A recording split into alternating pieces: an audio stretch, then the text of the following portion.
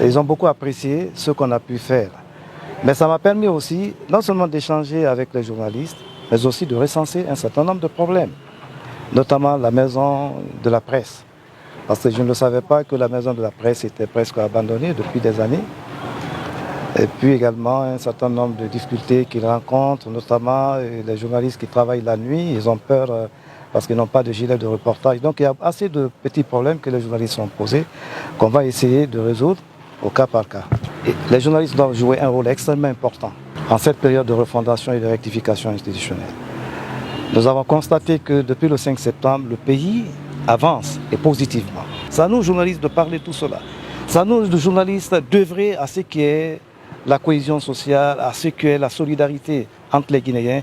Parce que déjà, le président de la République, le général Mamadi Doumbouya, les actes qu'il pose, c'est pour nous.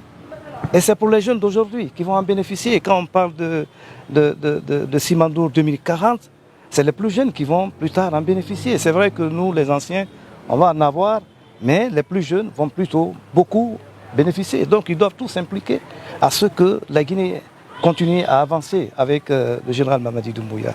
Il y a beaucoup de changements qui s'opèrent dans le pays. Je crois que nous, les médias, c'est à nous d'expliquer et de rendre visibles toutes ces actions. Parce que si les médias n'en parlent pas, comment on peut comprendre qu'il y a beaucoup de changements dans le pays?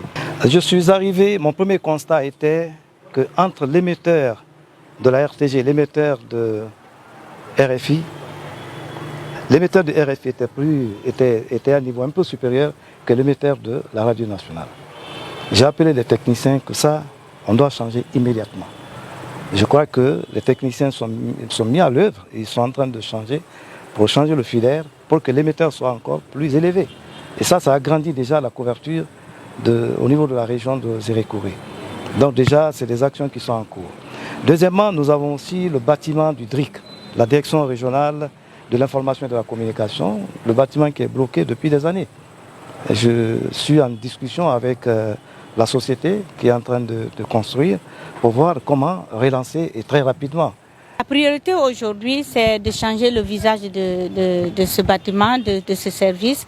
Ensuite, nous voulons aussi satisfaire toute la population de Zérékouré, surtout la région de Zérékouré, parce qu'on est une radio régionale et une radio régionale doit couvrir toute la région. Donc, notre souhait aujourd'hui, c'est de pouvoir couvrir toute la région pour que la population de Zérékouré, la région de Zérékouré, soit vraiment satisfaite de tout ce que nous faisons de notre service. Et pour cela, nous nous engageons à satisfaire, à faire de notre mieux ce qui peut satisfaire la population de la région de Zérékouré.